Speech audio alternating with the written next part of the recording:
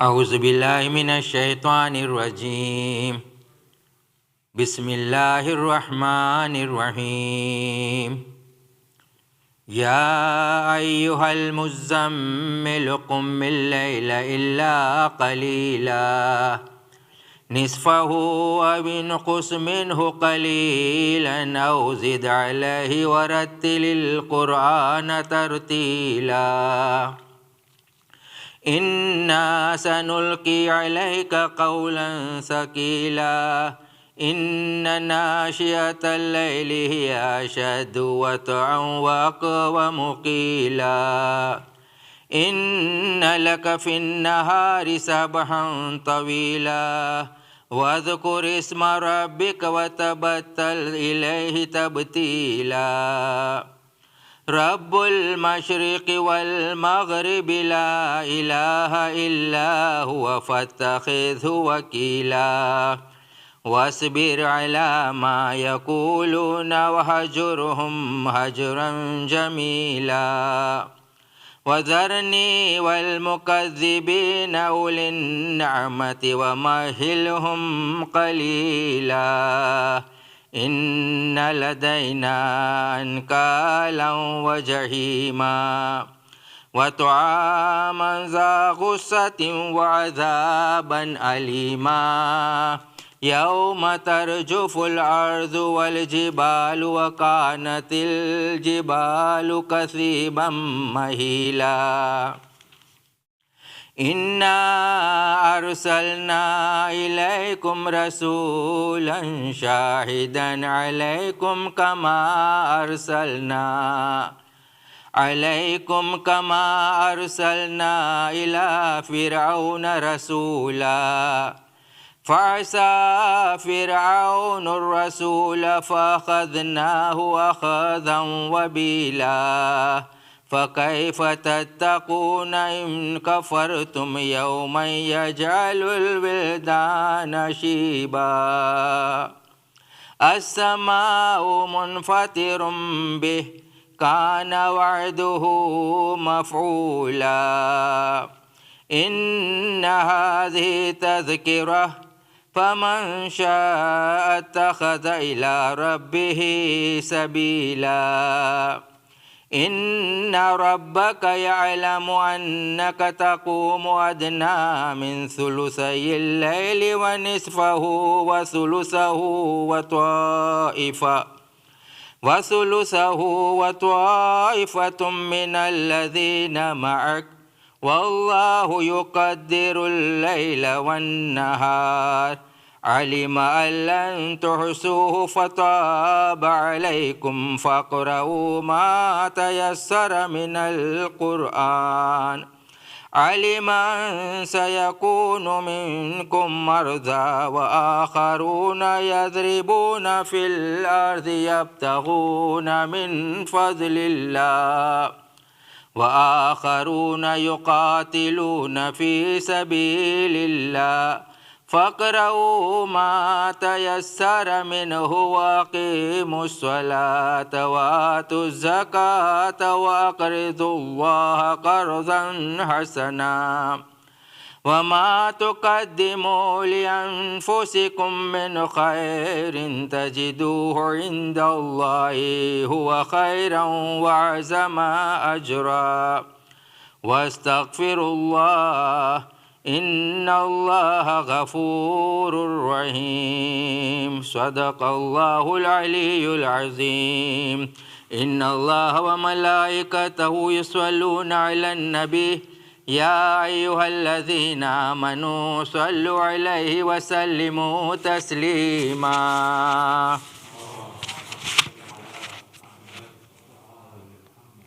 سورة المباركة الفاتحة.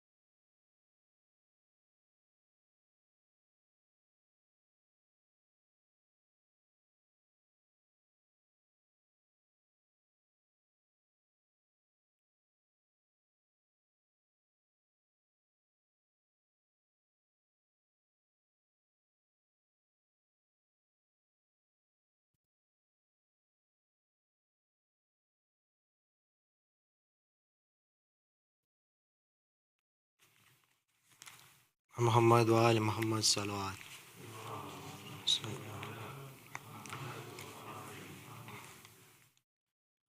بسم الله الرحمن الرحيم.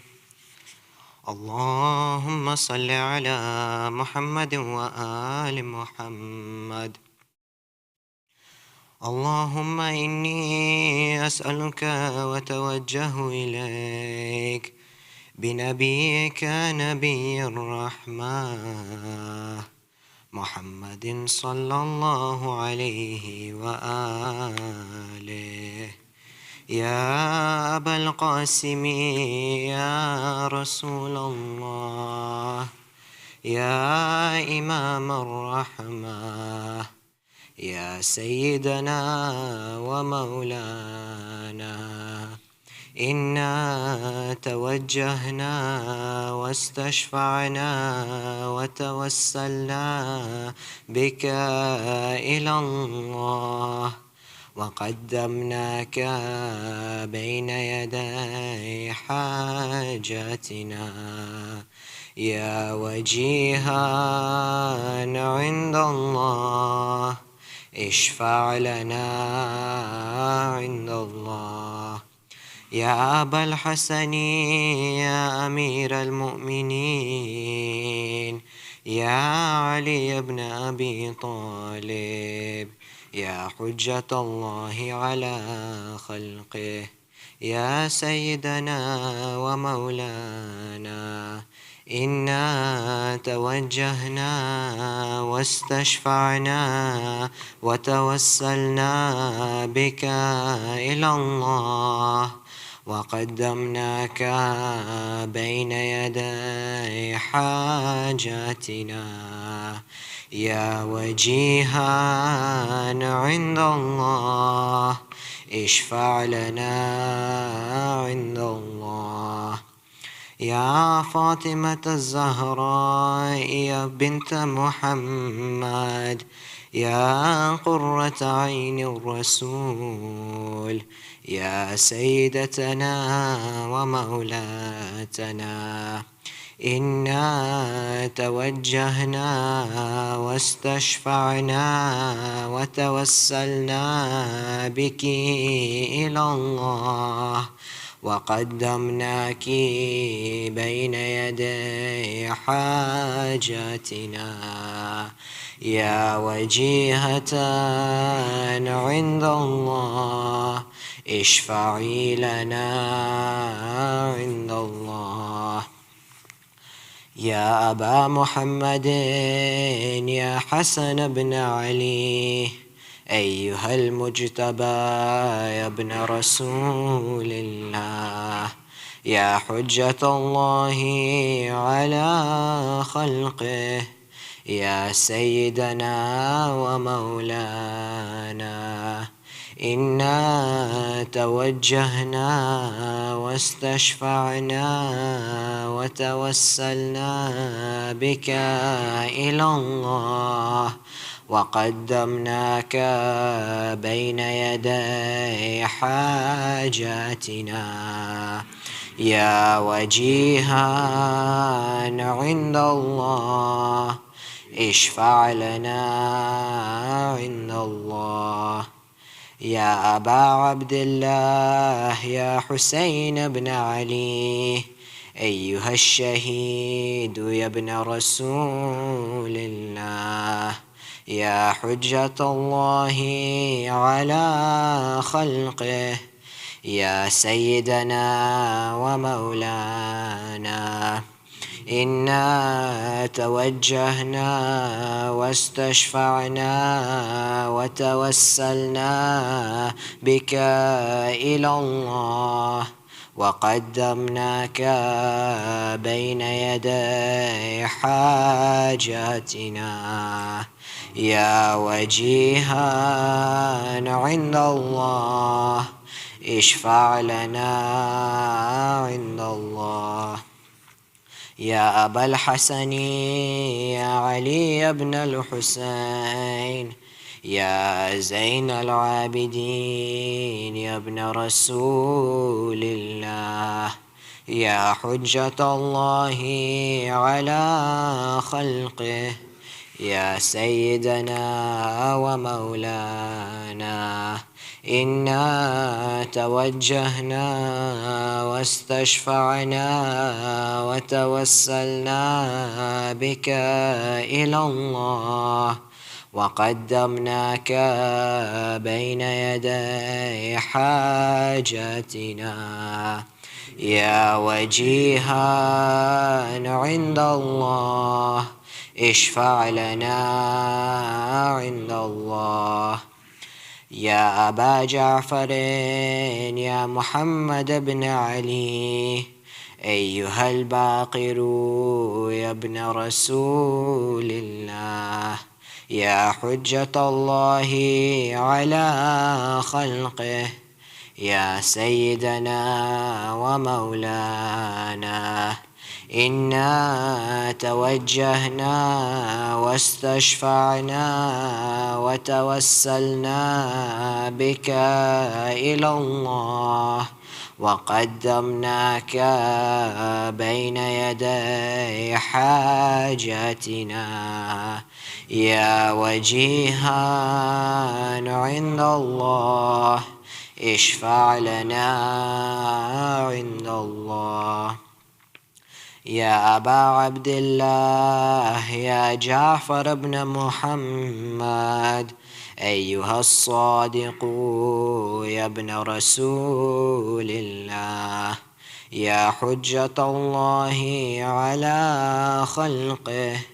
يا سيدنا ومولانا إنا توجهنا واستشفعنا وتوسلنا بك إلى الله وقدمناك بين يدي حاجاتنا يا وجيها عند الله اشفع لنا عند الله يا أبا الحسن يا موسى بن جعفر أيها الكاظم يا ابن رسول الله يا حجة الله على خلقه يا سيدنا ومولانا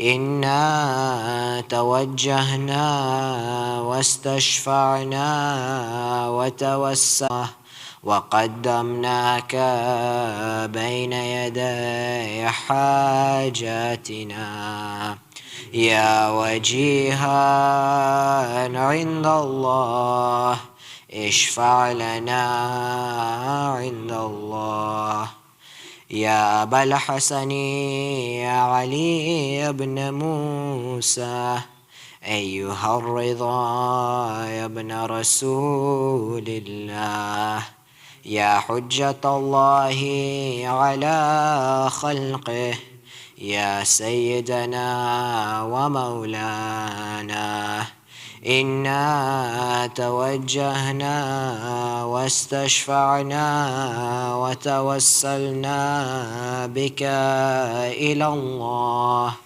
وقدمناك بين يدي حاجاتنا يا وجيها عند الله اشفع لنا عند الله يا أبا جعفر يا محمد بن علي أيها التقي الجواد يا ابن رسول الله يا حجة الله على خلقه يا سيدنا ومولانا إنا توجهنا واستشفعنا وتوسلنا بك إلى الله وقدمناك بين يدي حاجاتنا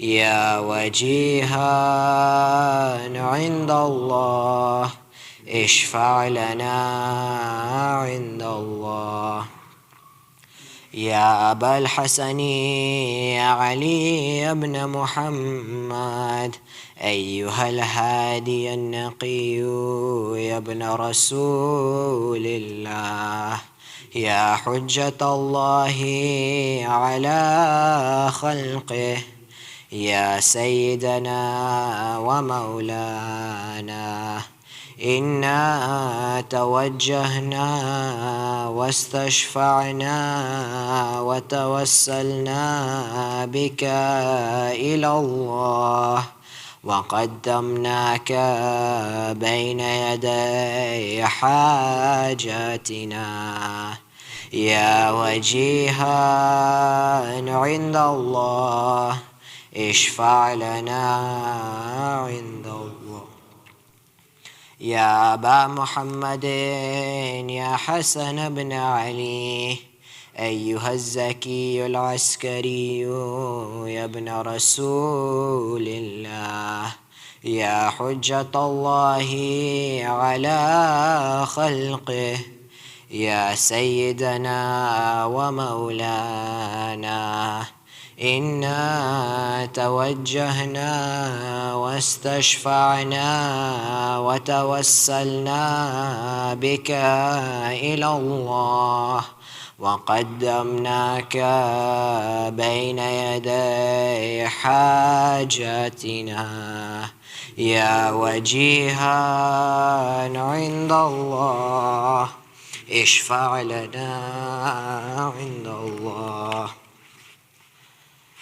يا وصي الحسن ولخلف الحجة أيها القائم المنتظر المهدي يا ابن رسول الله يا حجة الله على خلقه يا سيدنا ومولانا إنا توجهنا واستشفعنا وتوسلنا بك إلى الله وقدمناك بين يدي حاجاتنا يا وجيها عند الله اشفع لنا عند الله يا وجيها عند الله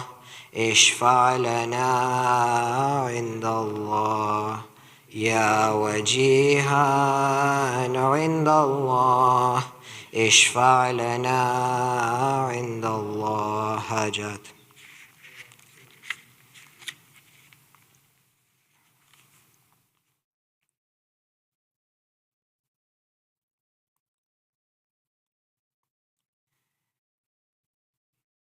يا سادتي وموالي إني توجهت بكم أئمتي وعدتي ليوم فقري وحاجتي إلى الله وتوسلت بكم إلى الله واستشفعت بكم إلى الله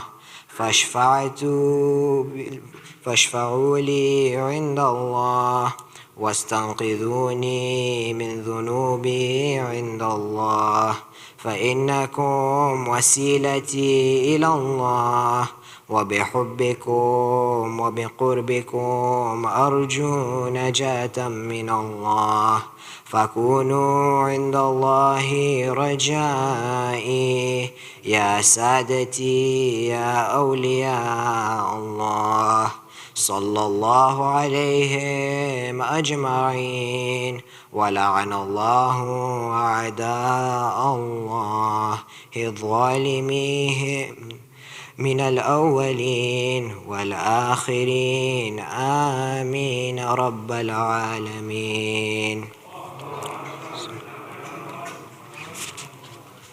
سورة مباركة الفاتحة.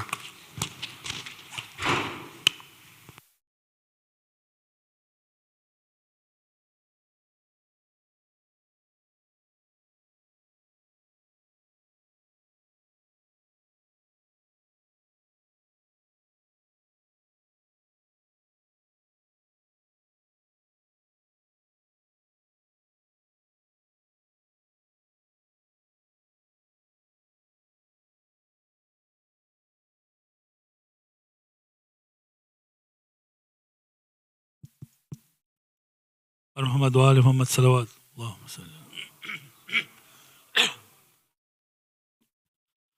لاش مادر پہ زینب پکاری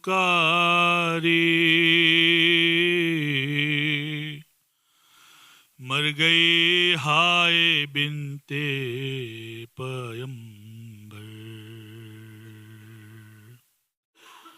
دیکھوں کیوں کر ہے لاش تمہاری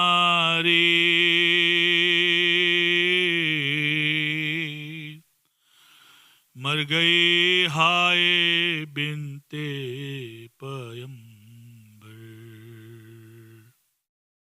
لاش مادر پہ زینب پکاری بیٹی کو پھر گلے سے لگاؤ پیار کر پاس اپنے بلاؤ کیا پرے آج خاموش مادر مر گئی ہائے بنت پیمبر لاش مادر پہ زینب پکاری محمد وآل محمد صلوات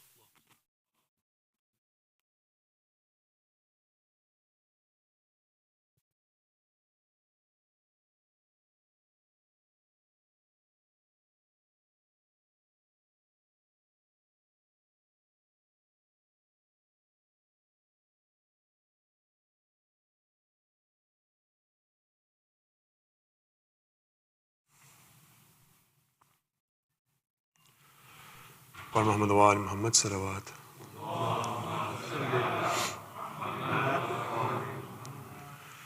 وہ نور جس کو شاہ مشرقین کہتے ہیں وہ نور جس کو شاہ مشرقین کہتے ہیں اسی کو نور خدا نور عین کہتے ہیں بکھر گیا تو وہی نور کائنات بنا سمٹ گیا تو اسی کو حسین کہتے ہیں ہم حسین والے ہیں ہم حسین والے ہیں سب مل کے پڑھے ہم حسین والے ہیں ہم حسین یہ ہماری قسمت ہے ہم حسین والے ہیں ہم حسین والے ہیں ہم حسین ہم نبی کے عاشق ہیں ہم علی کے دیوانے ہم نبی کے عاشق ہیں ہم علی کے دیوانے اور حسن سے نسبت ہے ہم حسین والے ہیں ہم حسین والے ہیں ہم حسین اور ہم سے فاطمہ زہرا کر چکی ہے ایک وعدہ، ہم سے فاطمہ زہرا کر چکی ہے ایک وعدہ، اب ہماری جنت ہے، ہم حسین والے ہیں، ہم حسین والے ہیں، ہم حسین والے ہیں۔ یا علی کی مدحت ہے، یا حسین کا ماتم، یا علی کی مدحت ہے، یا حسین کا ماتم، ہر نفس عبادت ہے، ہم حسین والے ہیں، ہم حسین والے ہیں، ہم حسین والے ہیں۔ اور ہم بتاتے دنیا کو، ہم سے پوچھتی دنیا، ہم بتاتے دنیا کو، ہم سے پوچھتی دنیا، غم میں کتنی لذت ہے، ہم حسین والے ہیں، ہم حسین والے ہیں، ہم حسین والے ہیں۔ پر محمد وآل محمد صلوات۔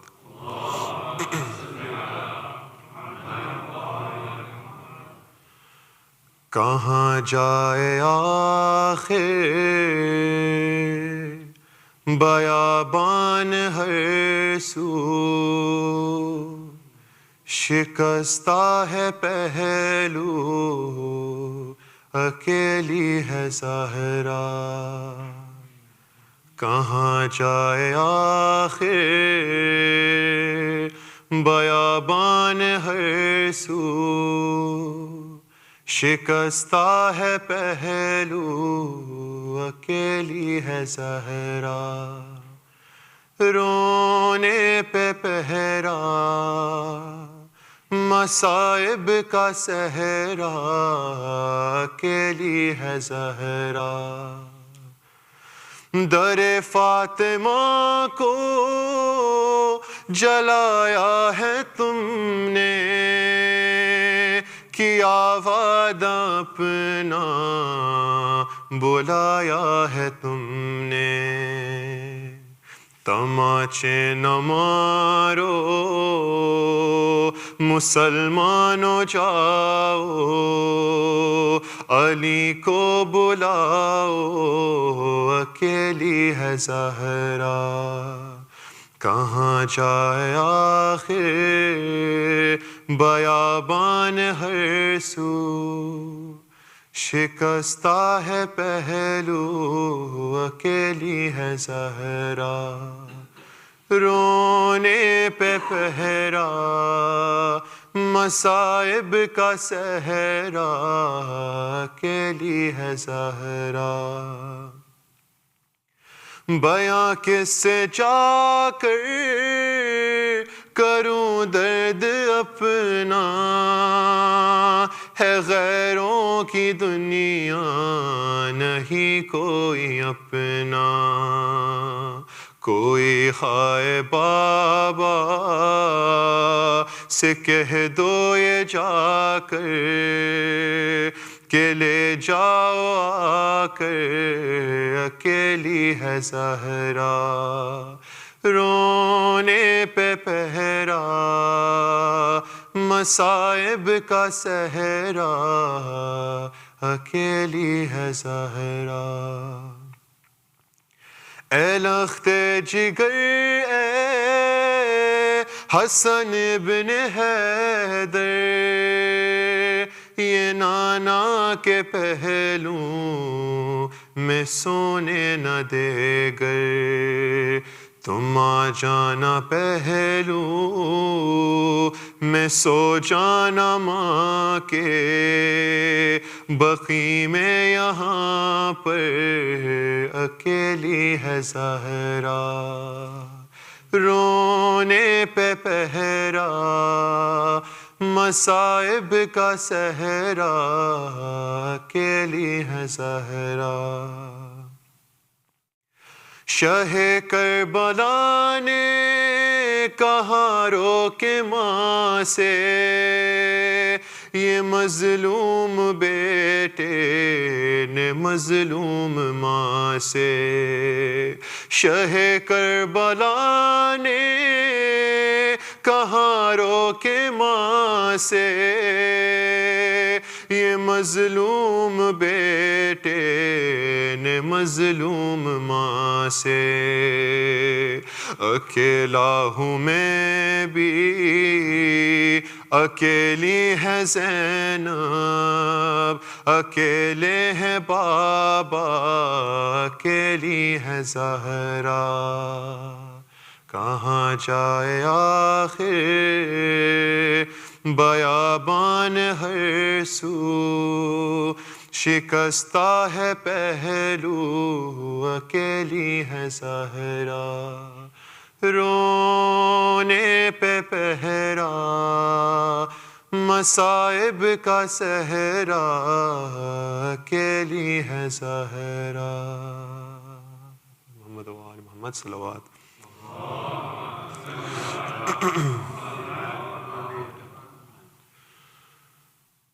جب مجھے آپ کے قاتل نے ہے مارا پاپا جب مجھے آپ کے قاتل نے ہے مارا پاپا ہر تماچے پہ سکینہ نے ہر تماچے پہ سکینہ نے پکارا بابا جب مجھے آپ کے قاتل نے ہے مارا پاپا ارے مجھے بالوں سے پکڑ کر ہے تماچے مارے مجھے بالوں سے پکڑ کر ہے تماچے مارے میں نے سرشمر سے مانگا جو میں نے سرشمر سے مانگا جو تمہارا بابا جب مجھے آپ کے قاتل نے ہے مارا پاپا وہ جو در آپ نے تحفے میں مجھے بخشے تھے وہ جو در آپ نے تحفے میں مجھے بخشے تھے ان کو بے دردی سے ظالم نے اتارا بابا جب مجھے آپ کے قاتل نے ہے مارا پاپا آپ کے سینے پہ آرام سے سونے والی، آپ کے سینے پہ آرام سے سونے والی،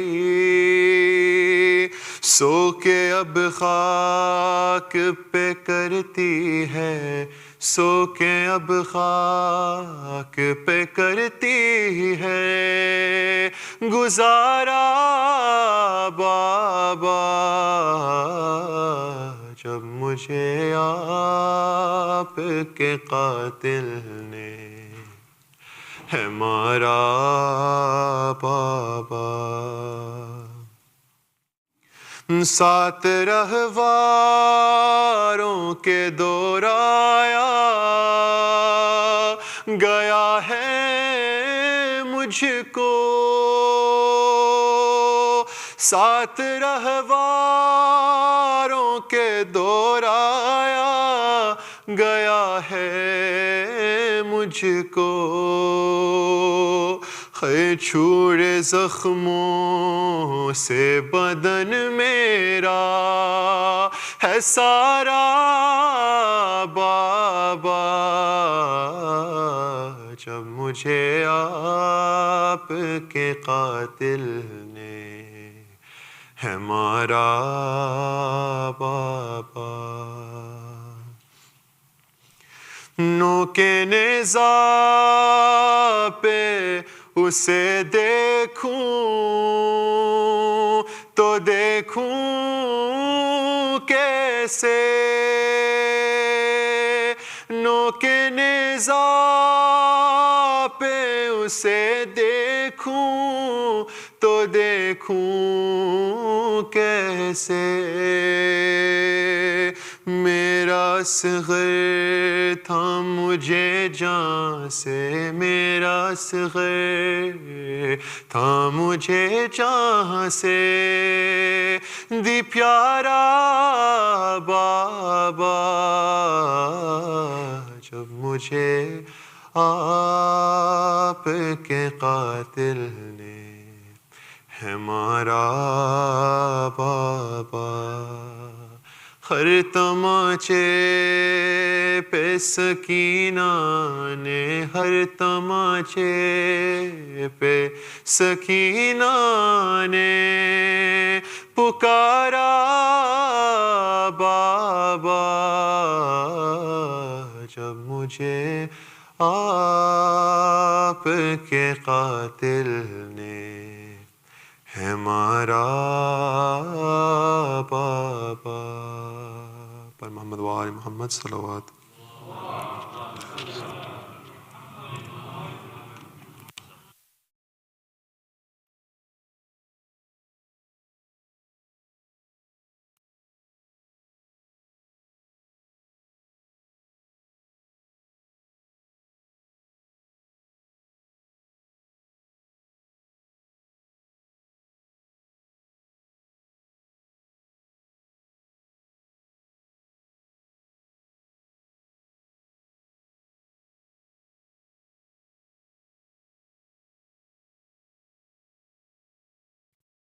Bismillahirrahmanirrahim. Our visiting speaker, Sheikh Shahnawaz Mahdawi, respected elders, dearest brothers and sisters in Iman, Assalamu alaikum, Jami'an wa rahmatullahi wa barakatuh. Surah Fatiha is requested for all marhumin listed on the screen, as well as all other marhumin. Surah Al-Mubarak Al-Fatiha.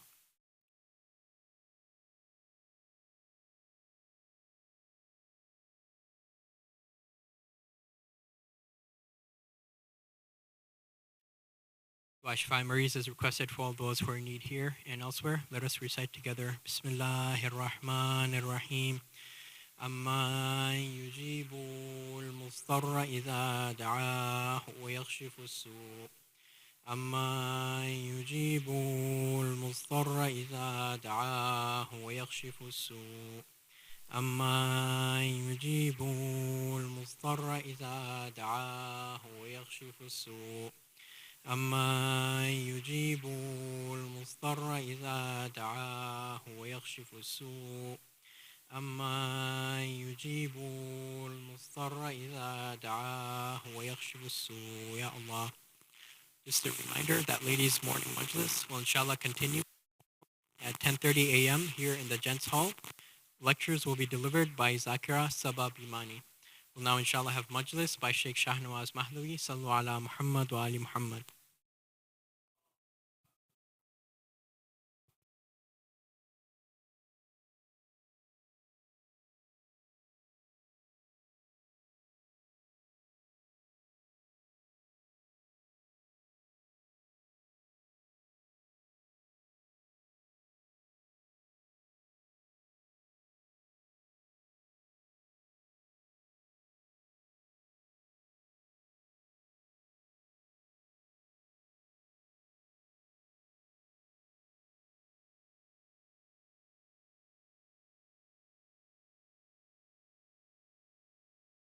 أعوذ بالله من الشيطان الرجيم بسم الله الرحمن الرحيم الحمد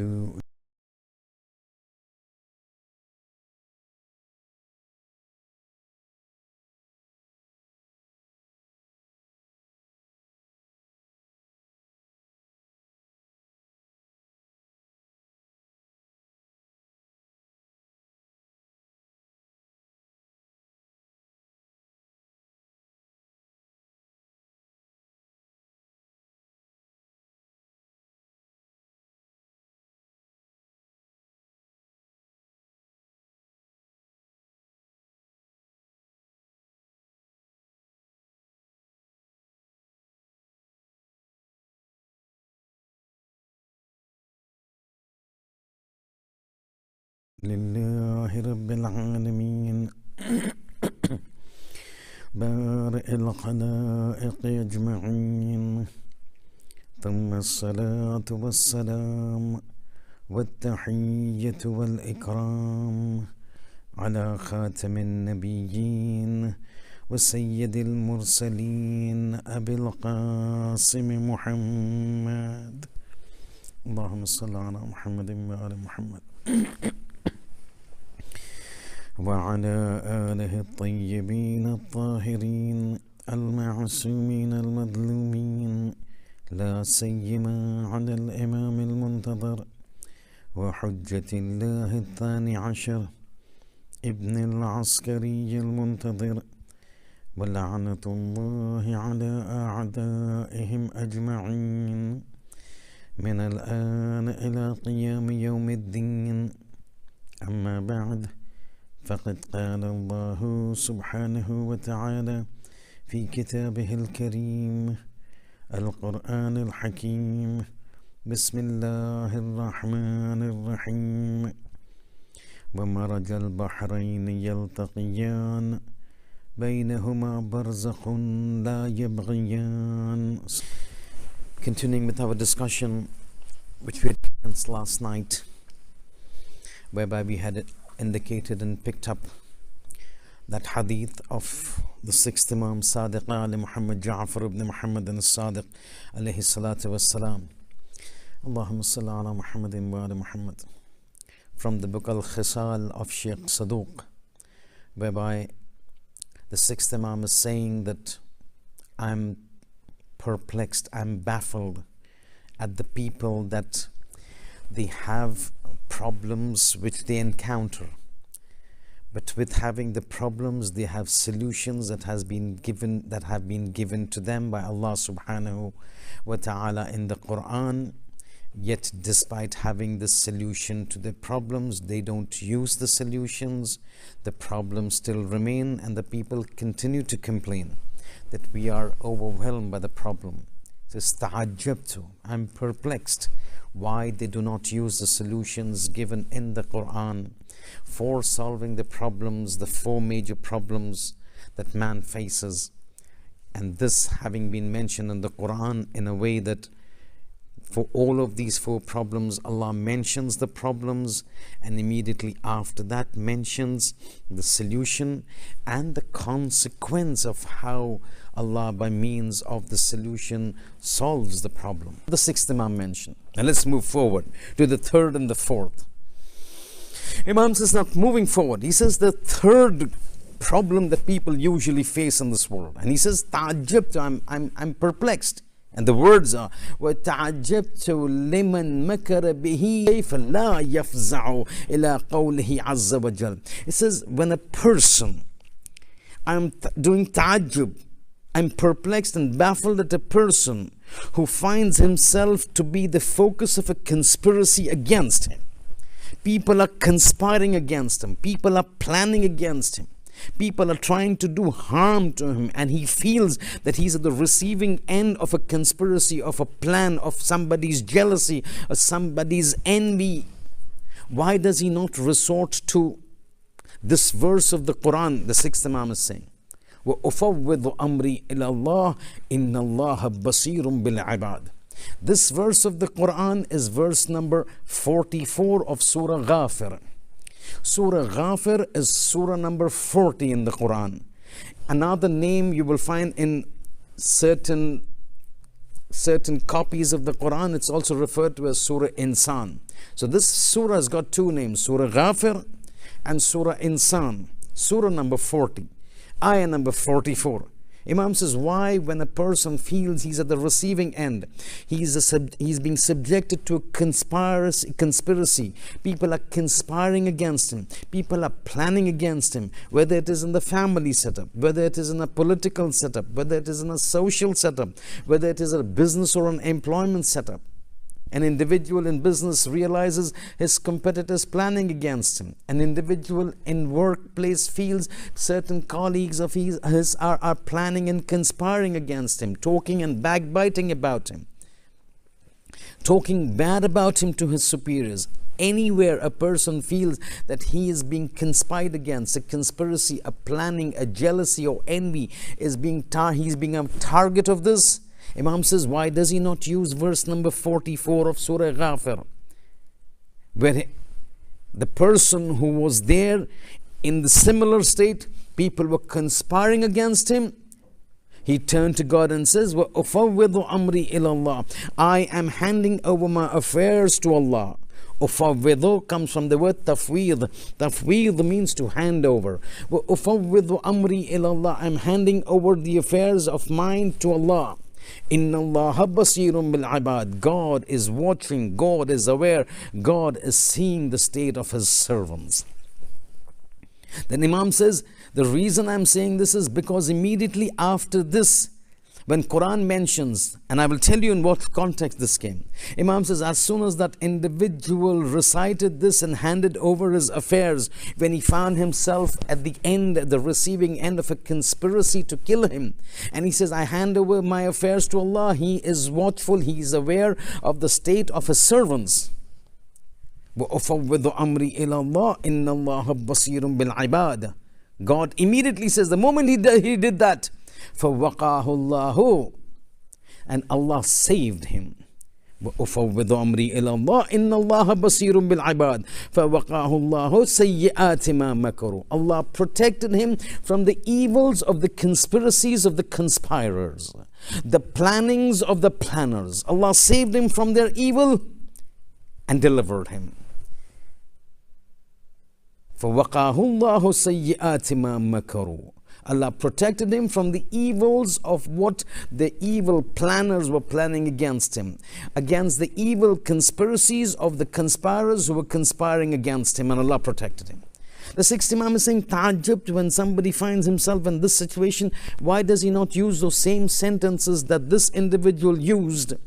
As a result of it, God says, He put His affairs into my hands, and I protected him from the evils of those who were conspiring against him.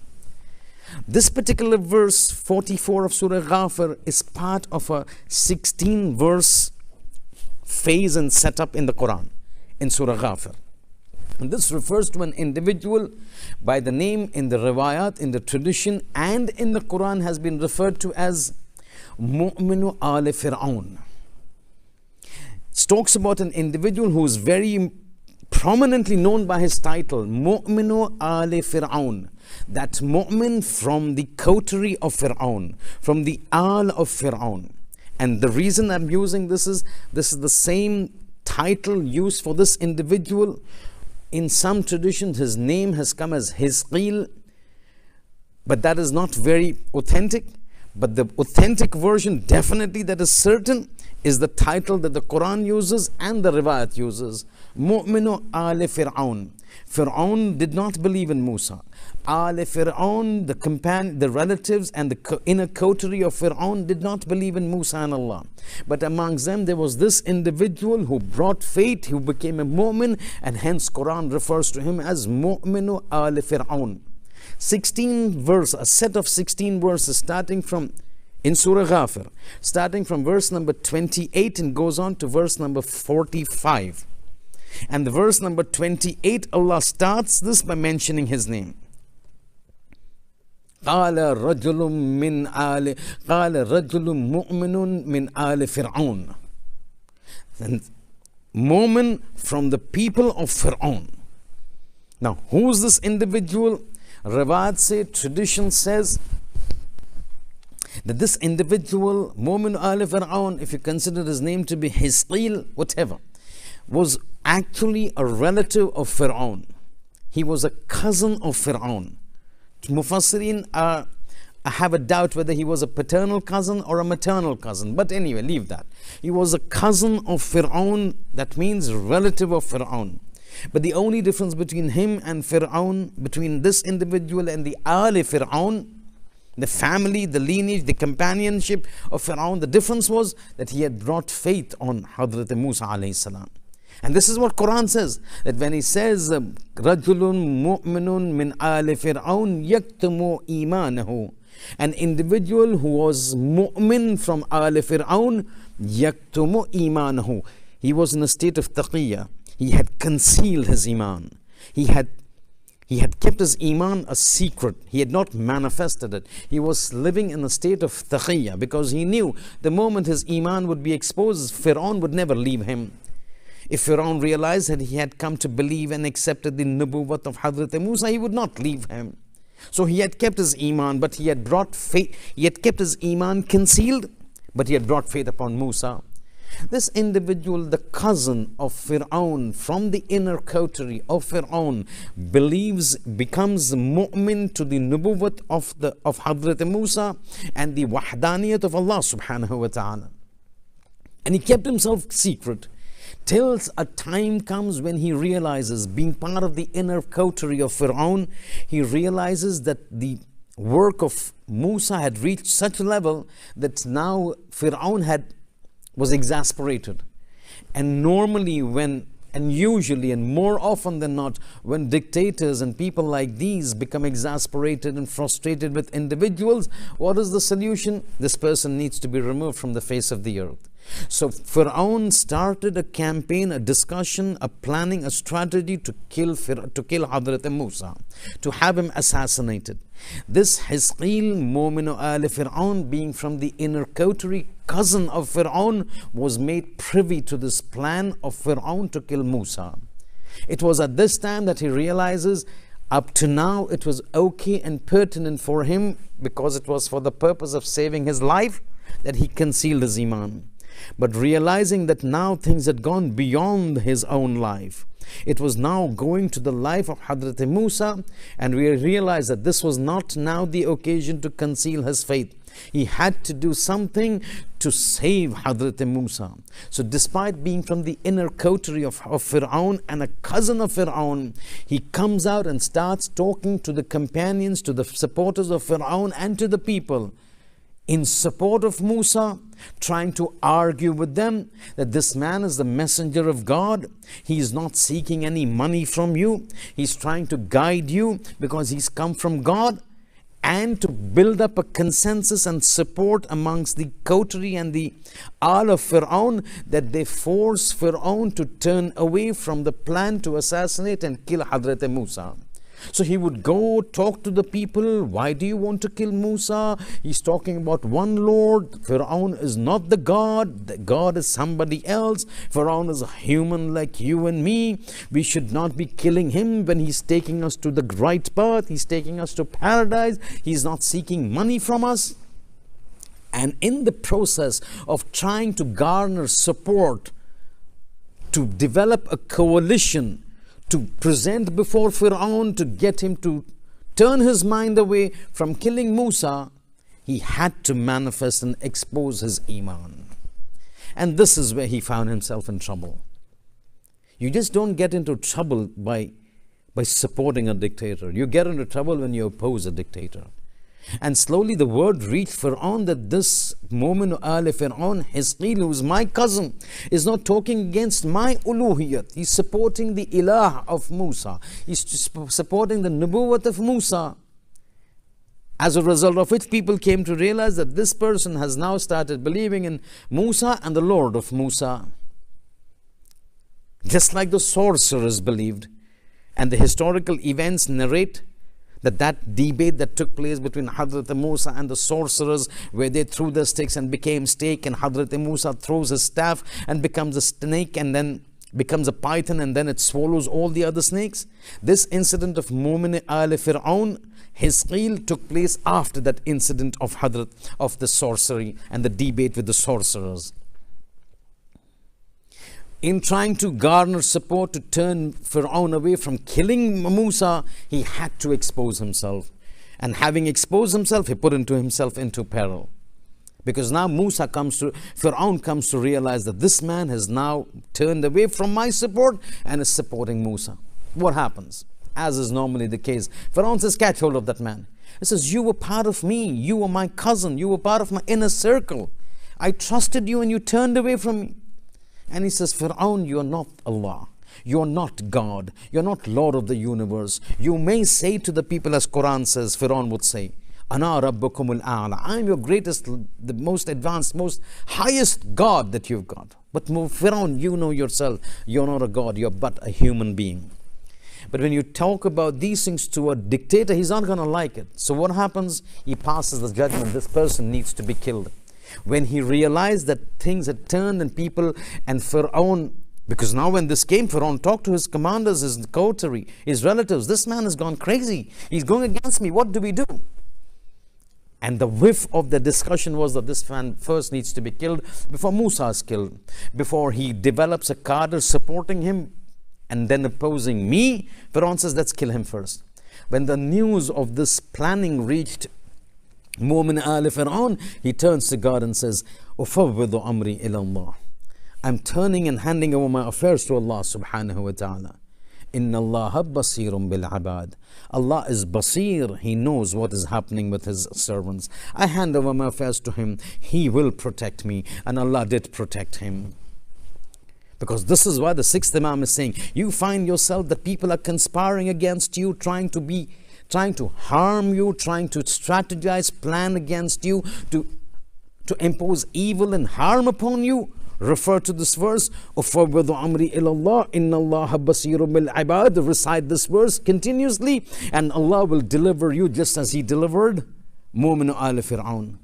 So what happens to Mu'min Ali Firaoun? He says, I hand over my affairs to God. He knows, he's aware, he sees what is happening with his servants. What happens? Firaoun, having arrested him, passes the order, he needs to be killed. And he was killed. Sixth Imam tradition says they killed him, but in a state that his entire body was cut into pieces. To set an example to the people, don't anyone dare go and oppose Firaoun. A message needed to be passed, and he was killed. But the story did not pass over here, because a question comes over here is, he says, I hand over my affairs to God. God protects. He knows how to protect me. And he was protected. It's not me who's saying it. The sixth Imam is saying. But the sixth Imam, this very sixth Imam who says that God protected Mu'min Ali Firaoun, also in his tradition says he was caught by Firaoun, arrested, passed the judgment to be executed. His body was cut into pieces. But wait, I'll explain this. Not only did he die, but during the time that he was alive, not only was he a mu'min, he made sure that his entire family of his wife and children were also mu'mineen. He trained them in such a way that they brought iman upon Musa and upon that one Lord that we call Allah subhanahu wa ta'ala. This is what Quran says, Qu anfusakum wa ahlikum. Make sure that if you are guided and you are following the religion, make sure you warn your family members, ahlikum. Don't go to paradise alone. Don't try to go to paradise alone. If you're doing something good, get your wife to do it. Get your children to do it. If the wife is doing it, get the husband to do it. Get the children to do it. You don't want to enter paradise alone when your family is not able to make it to the paradise. It says, warn yourself and your family. Take your family along. This is our responsibility. If I'm coming to the mosque on Shab-e Jummah, I need to make sure my family comes to the mosque on Shab-e Jummah. If on the day of Ghadir, if I'm fasting, I need to exhort my family members. You need to fast if I'm fasting. Not that I will fast. Oh, if they want to fast, they will fast. No, get them, encourage them, exhort them. Oh, because I go to the Duai Kumail and my son wants to go to a sporting field, let him go there. No. Islam says, Quran says, if you are on the right path and doing something, get your family along with you. Don't be selfish. Don't let them to go away. You take all the credit. You enter paradise, because on the day of judgment I will be asked. I had told you in the Quran, Qu anfusakum wa ahlikum. Warn yourself and also warn your family about my punishment. Did you warn them? You came out right, yes. But you were negligent with regards to them. You used to come Shab-e Jummah for Dua Kumail. You let them go where they wanted to go. You never got your son. You used to sport a beard. You never forced or never exhorted your son to sport a beard. Oh mother, you used to be muhajjaba. You used to wear hijab, but you never requested, you never exhorted, you never encouraged your daughter to wear hijab. That is a problem. But over here, this Mu'min Firaoun, not only had he brought faith upon Hadrat Musa, but he made sure that his family, and look at this instance of how an individual has the impact, has the encouragement, has the sense and the acumen to not only be on the right path, but get his family on the right path. Tradition from the Holy Prophet. Prophet says, whenever Jibreel would come to me, I would smell a fragrance from him that was absolutely captivating, something out of this world. And I would be like kind of intoxicated with elation and joy whenever he would come and I would smell that fragrance. So one day I turned to Jibreel and says, Ya Jibreel, what is this fragrance that I smell from you whenever you come? It is so beautiful. It is so enchanting and captivating. From where did you get it? So he said, this fragrance, I get it from Mu'min Firaoun and his family who were martyred.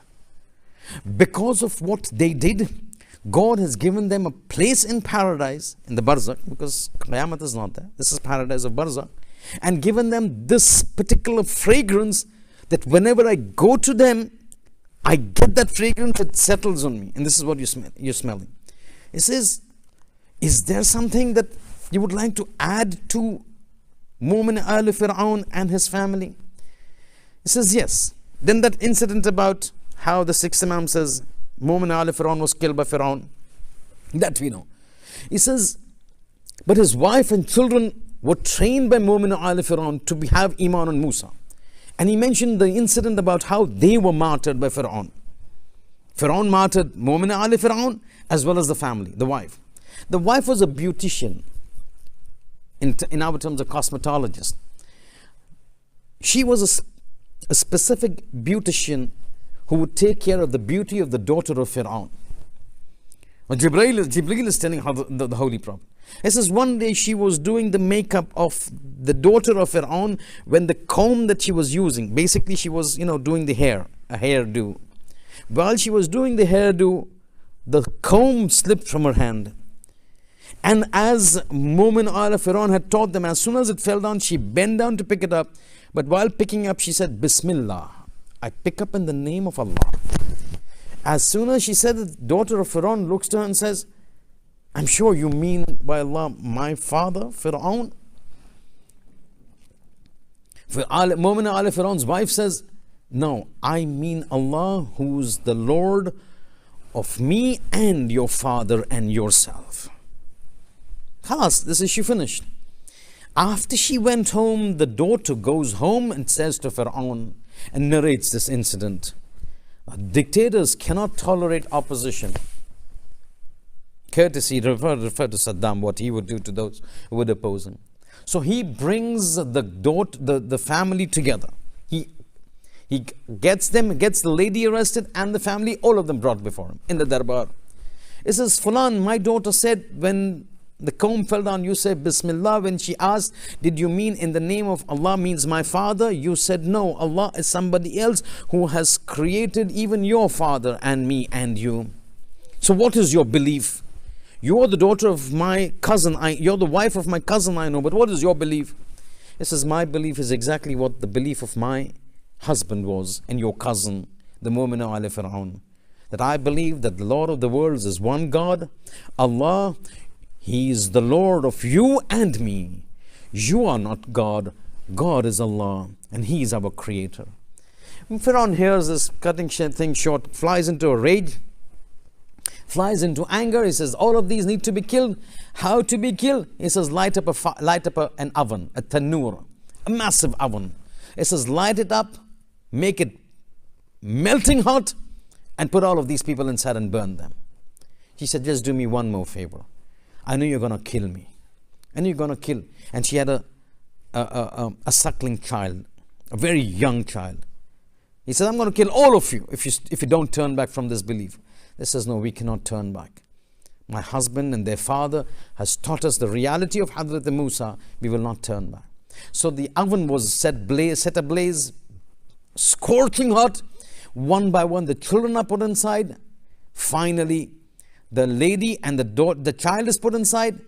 All of them get burned to death. But before that, she had said to him, do me one favor. Take up my bones after my flesh has burned and bury them. And he says, out of respect for the relationship of your husband to me, I will do that. But that's a secondary. They're thrown into the oven. They get burned to death. The story of Mu'min ala Firaoun and the wife and the children in this world end.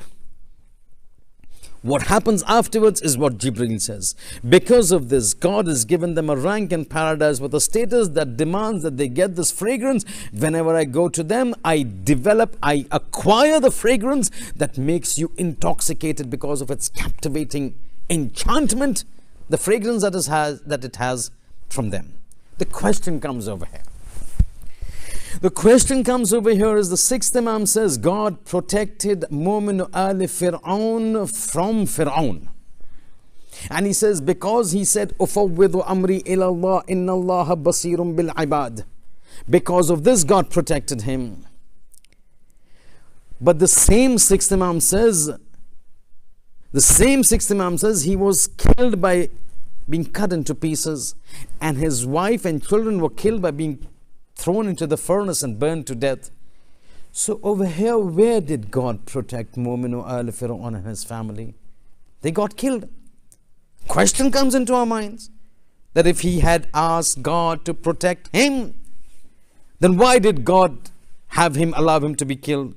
And having allowed him to be killed, why did the sixth Imam says, if you find that people are conspiring against you for harming you, use this verse and God will protect you, just as God protected Mu'min ala Firaoun. But Mu'min ala Firaoun was killed. His family was killed. Same question somebody comes and asks the sixth Imam. Yabna Rasulullah. On one hand, you tell us that these verses help a person when somebody is being conspired against. You give the example of Mu'min ala Firaoun, that God saved him. But at the same time, you also mentioned that he was killed, his family was killed. So where did God save him? It is over here that the sixth Imam comes out an explanation. It says, you don't understand. You don't understand. God protects a person from whatever he seeks from God when he says, Ufawwidu amri ila Allah, inna Allah basirun bil ibad. I hand over my affairs to God. God is witnessing the state of his servants. When somebody does that, God will protect that thing for which this individual is praying to God. So whatever a person prays to God, Allah protect me from this based on what they are conspiring against me, God will protect him from that thing. Mu'minu al Firaun did not seek from God when he said, Ufawwidu amri ilallah. He did not seek the protection of his life. He sought the protection of his iman, and he sought the protection of the iman of his family members. He says, God, whatever Firaun does to me, I don't care. Whatever he does to my family, I don't care. I am handing over my affairs to you. Ufawwidu amri ilallah, with the intention, God, whatever he does, make sure that I die with iman. Protect my iman. Let it not be such that at the time of death, if the torture is too much, I turn away from iman. I'm not bothered about my life. I'm bothered about my iman. The sixth Imam says, God, when he, Mu'minu al Firaun, says, Ufawwidu amri ilallah, save my iman, God says, I will save your iman. Despite the torturous death, God made him so steadfast that he did not turn away from iman, did not start uttering kufr, did not say, okay, Firaun, don't trouble me, don't torture me, I will accept you as Lord. God gave him the strength to bear the torture till the time of his death. His iman was saved. God gave the family of Mu'min al Firaun the strength and the steadfastness to hold on to their iman despite the severeness of the punishment that eventually led to his death. And this is what the sixth Imam says. You misunderstood. He did not want to save his life. He wanted to save his iman. And God says, because you've entrusted your affairs to me and you want me to save your iman, I will not protect your life, but I will make sure that your iman is protected. As a result of which they reach a stage that an angel like Sayyidul Malaika of Jibreel, who is the communicator between God and the creation through him, and the Nabi through him, he now acquires the fragrance that has been graced to the family of Mu'min al Firaun and himself for the sacrifice they've done in. And now the final one, the fourth one, very short, and then I want to summarize it. And then I want to summarize this. The fourth one, Imam says, Ta'ajjabtu liman. I am perplexed and baffled at an individual. Liman arada dunya wa zinataha. Now this is, people will like it. It says, I'm perplexed at an individual. Liman arada dunya wa zinataha. An individual who wants the glitter and dazzle and the wealth and the richness of this world. And he's constantly complaining, I don't have money, I don't have money, I want more money, I want more wealth. Who doesn't want more wealth? Imam says, I'm perplexed and baffled. Somebody wants the wealth and the riches and the power and the position and the status in this world. Man arada dunya, who wants this world, was zinataha, and its ornamentation. In this world, what is the ornamentation of this world? Wealth, children, wife, position, power, status, XYZ. It says, I'm perplexed. Somebody who wants this doesn't resort to that verse of the Quran. Surah Kahf, verse number 39. We don't have time to go into the context of this, but very short, because I need to reach a conclusion and then Mas'ab. So I'm perplexed. Somebody wants the richness of this, the riches of this world, the wealth of this world, the glitter and dazzle of this world, but he doesn't take recluse, he doesn't resort to that verse of the Quran, Surah Kahf, verse number 39, when God says, if you recite that, I will give you riches in this world. What does Surah Kahf, verse number 39 say? MashaAllah la quwwata illa billah. Again, I don't have time to go into context, but you go home if you want. Look at the tafsir. You got tafsir that have been translated into English. Surah Kahf, verse number 39. It's a story of two individuals. One a rich man, one a poor man. The rich man has two major gardens. This is there in Surah Kahf. Rich man has two gardens. Massive gardens. In the periphery of the gardens, date palms. In the center of the garden, trees of grapes. Within his garden flows a stream. In the Arabian Peninsula, in the olden days, having river flowing, a stream flowing through your garden, that is central Manhattan. That's the city you're talking about, the rates. And because of this, he started to be maghrur. He's telling the other friend of his who was poor, look, I've got this, doing takabbur. And that person says, you are becoming too mutakabbir. It is possible that what you've got could be taken away from you, and I could be given something more than that you've got. And then he uses the words, MashaAllah, la quwwata illa billah. Sixth Imam says, because of this, the entire scenario changed. Whatever the rich man had was taken away, and this man was given riches that he'd never dreamt of. MashaAllah, la quwwata illa billah. Reciting 100 times every day. Recite it and see. Because the sixth Imam said, I'm perplexed. Somebody wants the riches. تعجبت لمن أراد الدنيا وزينتها كيف لا يفزع إلى قوله عز وجل. I'm surprised and perplexed at an individual who wants the riches of this world. He doesn't use this verse of the Quran whereby Quran says, MashaAllah, la quwwata illa billah. And God says, if you recite this, I will add to your riches. He keeps complaining. Paisanati. I want the riches. I want the wealth. I want money. But he doesn't take resort to what has been given to him by God in the Quran.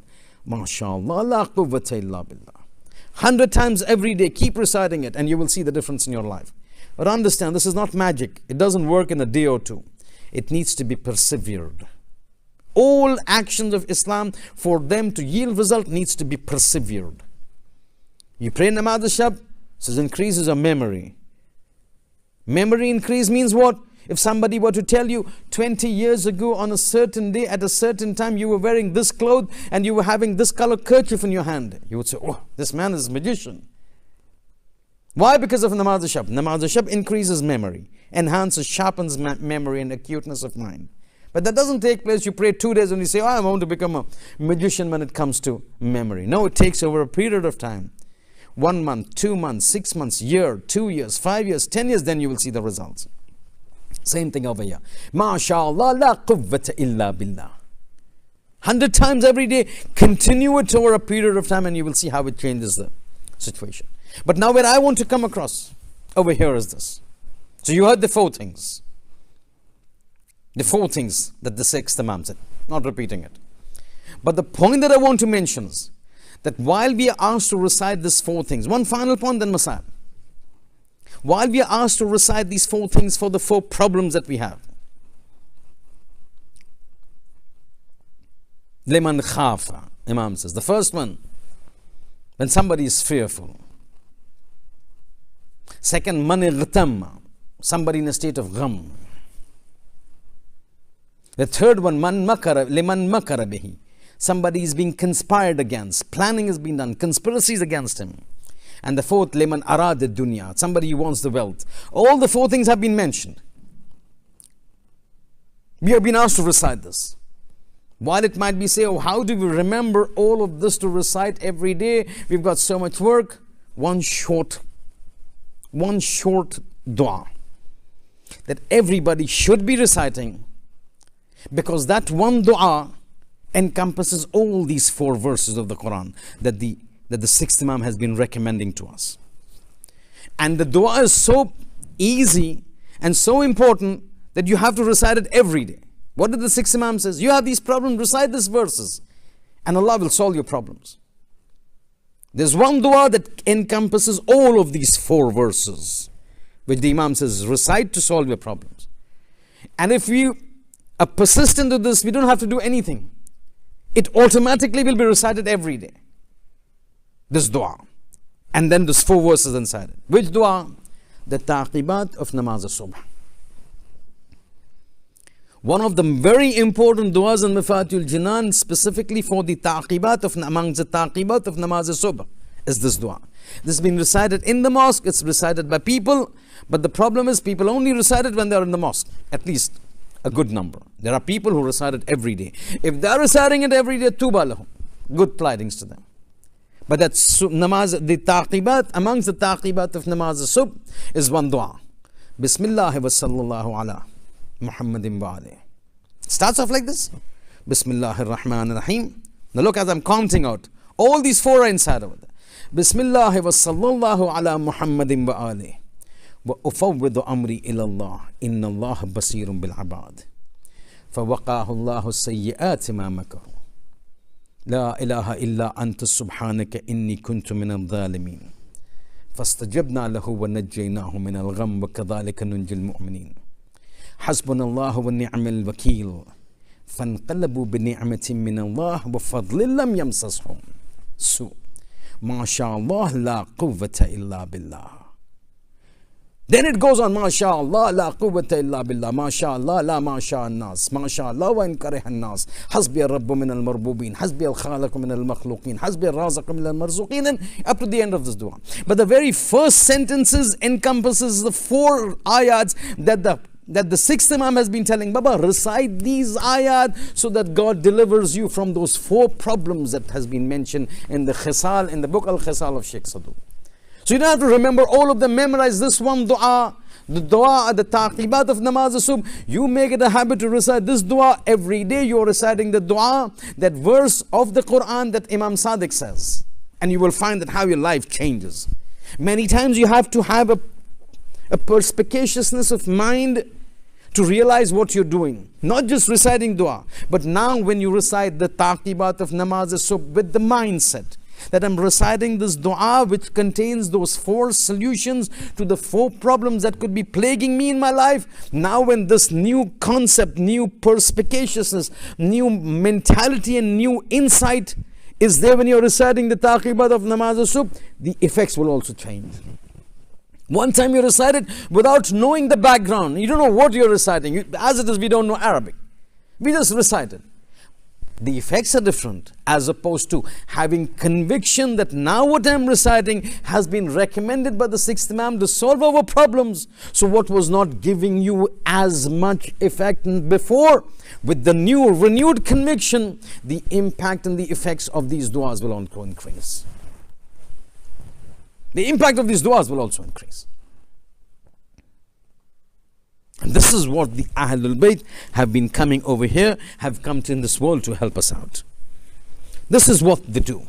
This is what they've been telling us all along, to guide us to the right path, to guide us to situations and things that we find ourselves in problems, and to solve our problems in this world.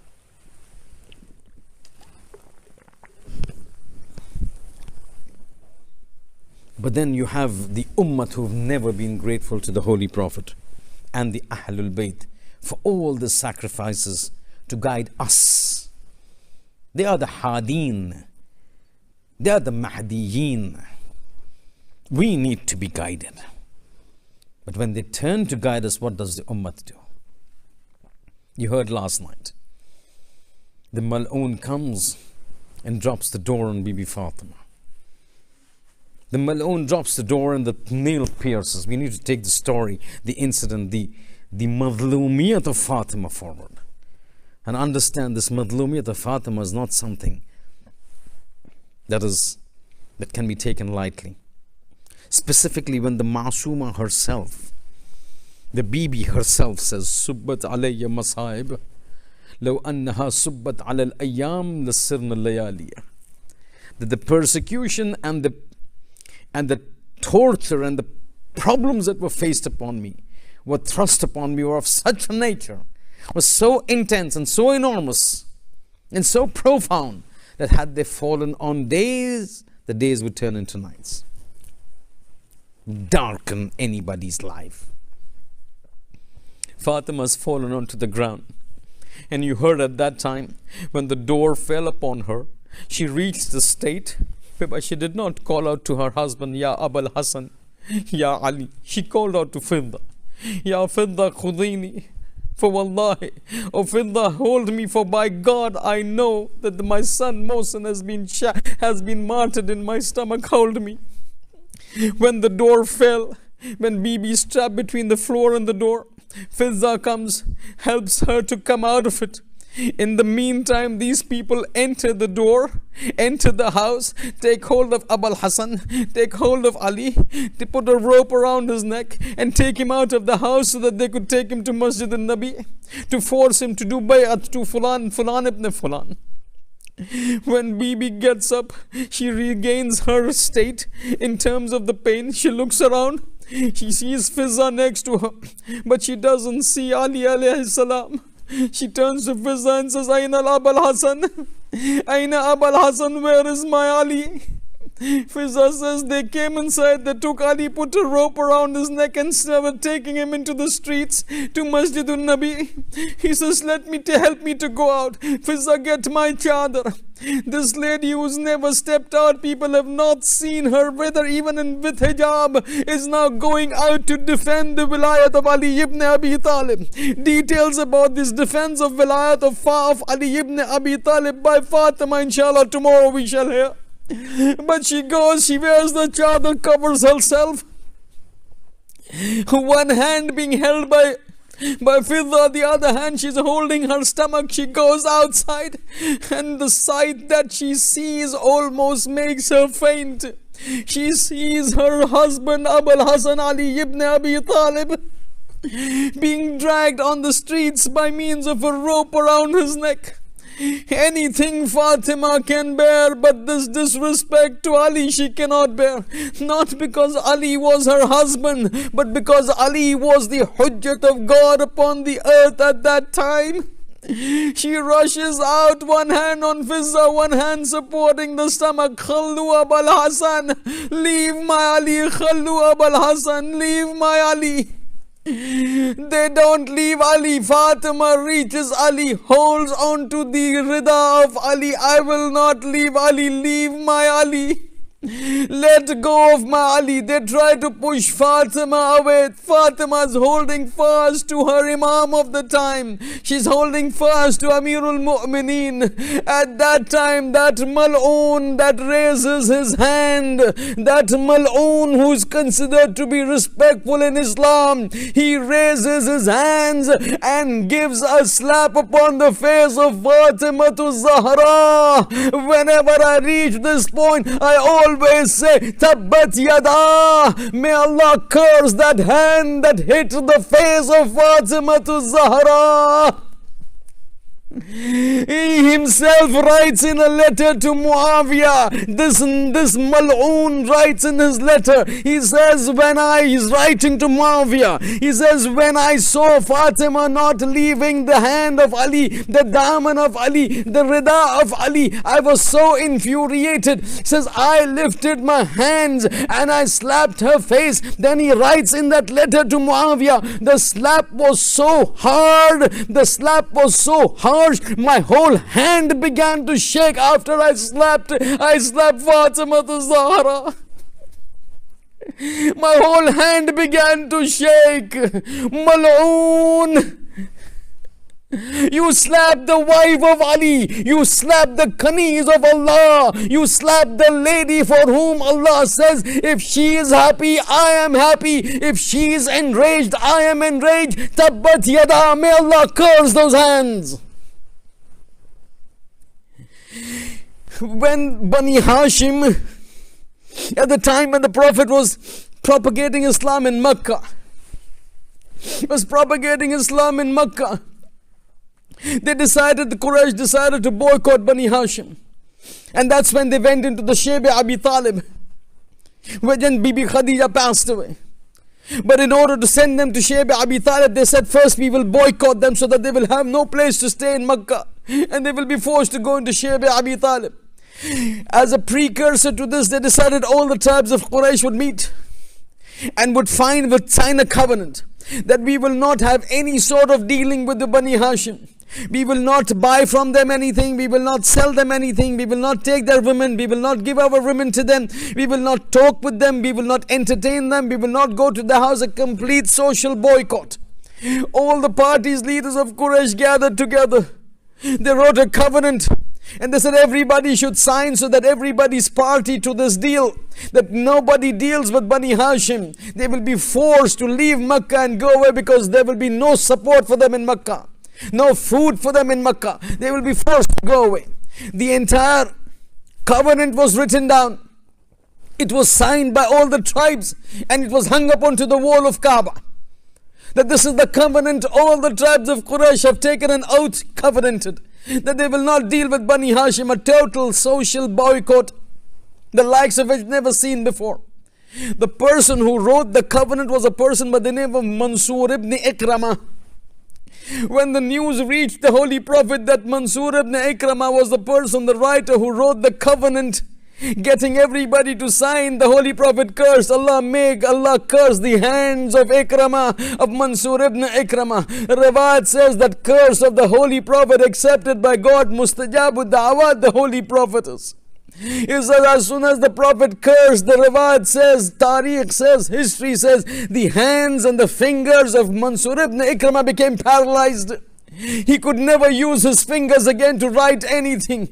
I would turn to the Holy Prophet and says, Ya Rasulullah, I wish you were here at this time in Medina. You cursed Mansur ibn Ikramah. His hands became paralyzed because he wrote the covenant that put Bani Hashim into a social boycott. But this is far worse. This Maloon has slapped your daughter. He has slapped Bid'atum minni. Ya Rasulullah, come over here and curse the hand of this Maloon who dared raise his hands against the cheek and the face of your daughter, Ya Rasulullah. I will tell you an incident. This is how people, the Ahlul Bayt, have suffered. Somebody asked Amir al-Mu'mineen, what was the most difficult time of your life? And tears start coming down Ali's eyes. He doesn't say what was the incident, but he just says, may Allah never make happen for anybody that before an individual his wife is slapped and that individual cannot do anything. That is the most difficult time for a person to tolerate. One riwayat of Imam Hasan and Mujtaba, and I'm finishing this incident. This was the time Fatima has gone. Imam Hasan has grown up. He's become an imam. In the imamat of Imam Hasan, Hazrat Abbas is born. Now this riwayat is narrated by Hazrat Abbas. Listen to the gham and the madlumiyat of Ahlul Bayt with respect to Fatima to Zahra. Salamullahi alayha.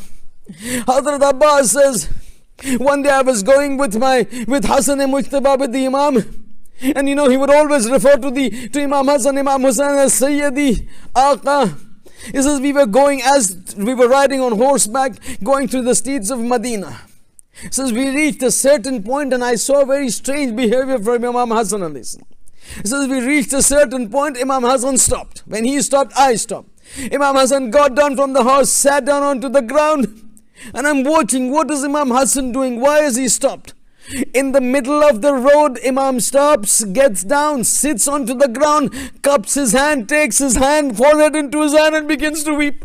Hazrat Abbas says, I was perplexed. What is Imam Hasan doing? Why is he on the ground, sitting on the streets of a locality in Medina and weeping?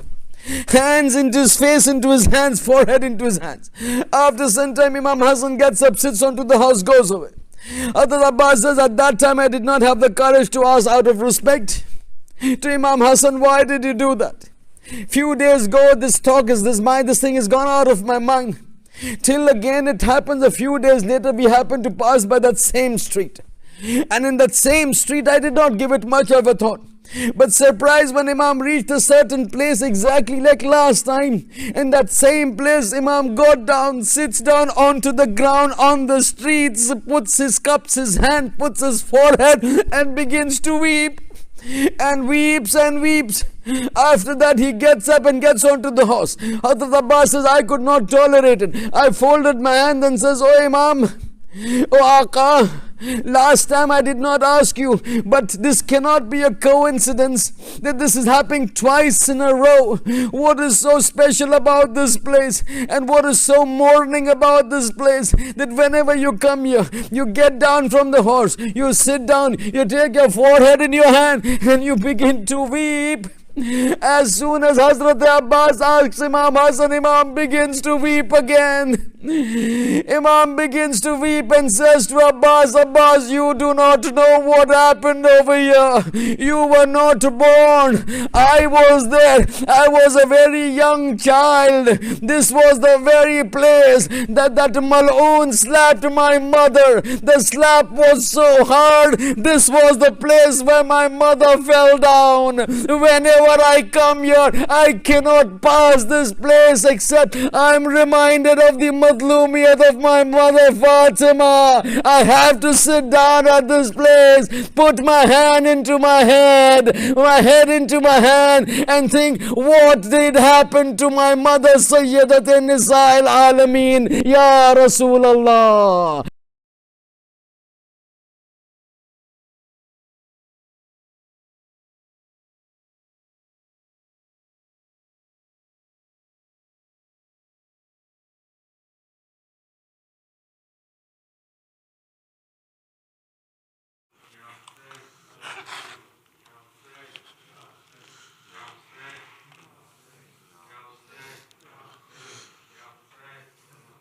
Sayyida Fatima, Sayyida Fatima, Sayyida Fatima, Sayyida Fatima, Sayyida Fatima, Sayyida Fatima, Sayyida Fatima, Sayyida Fatima, Sayyida Fatima. Zahra ki betiyon ki ridaएं उतर गई, Zahra ki betiyon ki ridaएं उतर गई, Zahra ki betiyon ki ridaएं उतर गई, Zahra ki betiyon ki ridaएं उतर गई, Zahra ki betiyon ki ridaएं उतर गई, Zahra ki betiyon ki ridaएं उतर गई, सज्जादे को ज़ईफ़ सदाएं ये कर गई, ज़हरा की बेटियों की रिदाएं उतर गई, ज़हरा की बेटियों की रिदाएं उतर गई, ज़हरा की बेटियों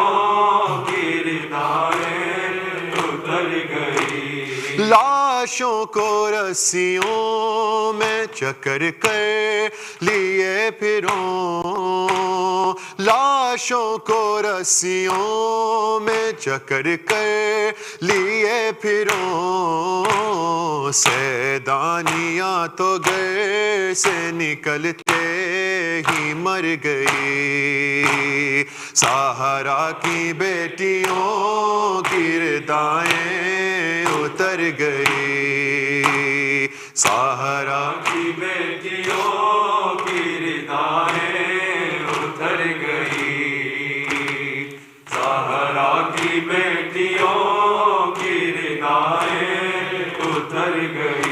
है जाती थी जो कभी कभी ज़हरा की कब्र पर, जाती थी जो कभी कभी ज़हरा की कब्र पर, जाने खुदा हजूम से कैसे गुजर गई, सहारा की बेटियों की रिदाएं उतर गई, सहारा की बेटियों की रिदाएं उतर गई, है सहारा की बेटियों की रिदाएं उतर गई, जुल्म सितम की तेज हवाएं थी जब चली, जुल्म सितम की तेज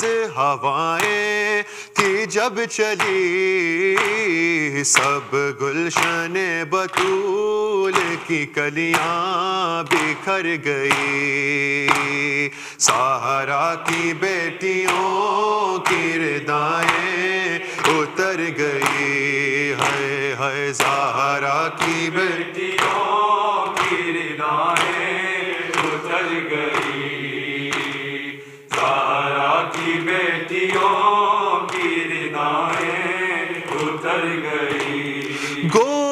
سے راہ شام میں گر گر کے مر گئے گوروں سے راہ شام میں گر گر کے مر گئے بچوں کے لاش دے